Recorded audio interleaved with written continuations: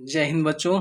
तो आज हम स्टार्ट करने वाले हैं पूर्वावलोकन की एक बुक है, जो है पर्यावरण पारिस्थितिकी, जिसमें कि फर्स्ट चैप्टर है पर्यावरण एवं सतत विकास। इस सीरीज में हम कंप्लीट जो है ये पर्यावरण जो पारिस्थितिकी है यानी कि ईवीएस इन्वायरमेंटल, ये सब हम पूरा कराने वाले हैं। इसमें जितने भी आज तक क्वेश्चन आए हुए हैं जिस किसी भी एग्जाम में, वो सब इसमें होंगे, चाहे वो यूपीएससी हो, चाहे वो यूपीपीसीएस हो, चाहे कोई भी एग्ज़ाम हो, चाहे किसी अदर स्टेट का हो, वो भी यहाँ पर हम कराएंगे। जैसे कि अभी जो फर्स्ट चैप्टर में है ये पर्यावरण एवं सतत विकास, इसमें से पहला क्वेश्चन है। इसमें सिर्फ क्वेश्चन ही होंगे और थोड़ा बहुत एक्सप्लेनेशन होगा। फर्स्ट क्वेश्चन है पर्यावरण से अभिप्राय, यानी कि पर्यावरण क्या है, ठीक है, इसका क्या मतलब है। तो पृथ्वी पर पाए जाने वाले भूमि, जल, वायु, पेड़ पौधे एवं जीव जंतुओं का समूह जो हमारे चारों ओर है, वही सामूहिक रूप से क्या कहलाता है? पर्यावरण कहलाता है। डेफिनेशन शायद समझ गए होंगे, ठीक है। पृथ्वी पर पाए जाने वाले भूमि, जल, वायु, पेड़ पौधे, जीव जंतुओं का समूह जो हमारे चारों ओर है, वो सब क्या है? पर्यावरण कहलाता है। पर्यावरण संरक्षण अधिनियम कब आया था? 1986 के अनुसार ये क्या कहता है? ये भी यही बात कहता है कि पर्यावरण किसी जीव के चारों ओर तरफ जो घिरे भौतिक व जैविक दशाएं हैं, उनके साथ साथ अंतःक्रिया को भी ये सम्मिलित करता है। अब इसके अनुसार इतना जैसे बताया गया, तो इसमें से अब आपको क्या लगाना है कि सही आंसर क्या है। जैसे फर्स्ट पॉइंट इसमें है भूमि, जल, वायु, पौधों एवं पशुओं की प्राकृतिक दुनिया जो इनके चारों ओर अस्तित्व में है, क्या है? पर्यावरण है। देखते हैं भाई, ये भी सही है। उन संपूर्ण दशाओं का योग जो व्यक्ति को एक समय बिंदु पर घेरे हुए होती है, क्या है? पर्यावरण है। भौतिक, जैविकी एवं सांस्कृतिक तत्वों की अंतःक्रिया अंतः क्रियात्मक व्यवस्था जो अंतः संबंधित है, इंटरनली रिलेटेड है, वो सब क्या है? पर्यावरण है। तो सही बात तो कह रहे हैं। तो इसके अकॉर्डिंग क्या है? ये हमारा फोर्थ ऑप्शन जो है बच्चों, इसमें क्या होगा? सही होगा। अब यहाँ से क्या है, क्वेश्चन क्या बनता है? ये तो भाई क्वेश्चन पूछा गया 2006 में पूछा गया था। पर्यावरण संरक्षण अधिनियम कब आया?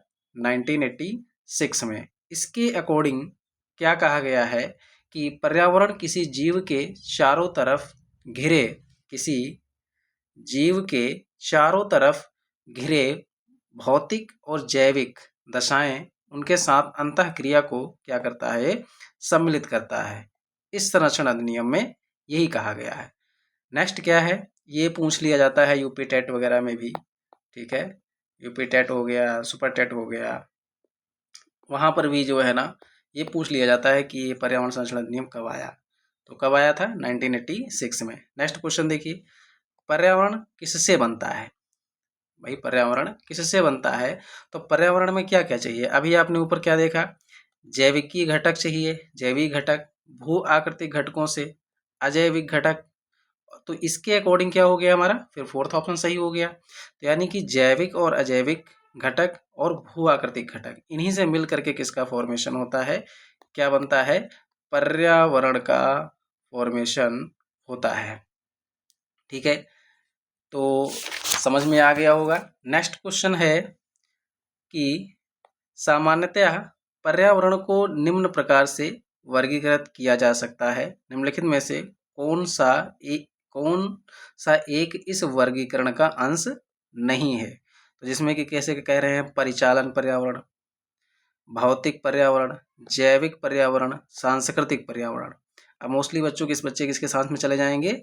जो है जैविक पर्यावरण के साथ में चले जाएंगे। लेकिन क्या है, जैविक पर्यावरण तो ये तो सही है, जो है सांस्कृतिक पर्यावरण तो सही है, भौतिक पर्यावरण, जैविक पर्यावरण ये सब सही है। गलत इसमें कौन सा है? परिचालन पर्यावरण, ये नहीं है। जैसे भौतिक पर्यावरण में क्या होता है, आप किसकी स्टडी करते हैं? भू आकृतिक हो गई, जलाशय, जलवायु, मृदा, ईटीसी जो है आदि, इन्हीं सब का जो है ना, हम क्या करते हैं, इन्हीं सब चीज़ों से मिलकर के काहे का फॉर्मेशन होता है? जो है भौतिक पर्यावरण का विकास होता है। नेक्स्ट है सांस्कृतिक पर्यावरण। सांस्कृतिक पर्यावरण में क्या है?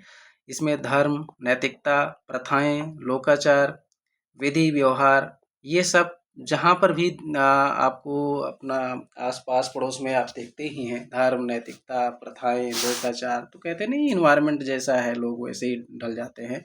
तो वहाँ पर क्या है, ये इसको भी एक पर्यावरण यानी कि एनवायरनमेंट ही कहा गया है। क्या है वो? सांस्कृतिक पर्यावरण। नेक्स्ट है जैविक पर्यावरण। जैविक पर्यावरण में अगर हम देखेंगे तो क्या आता है? इसमें वनस्पतियाँ आ जाती हैं, पेड़-पौधे, जीव-जंतु, ये सब जहाँ पर भी हैं उनका भी एक एनवायरनमेंट है और इस एनवायरनमेंट को क्या कहा जाता है? जैविक पर्यावरण। तो पर्यावरण कितने टाइप का हुआ? 3 टाइप्स का। फर्स्ट वन इज़ द जो है भौतिक पर्यावरण, सांस्कृतिक पर्यावरण और कौन-सा है? जैविक पर्यावरण।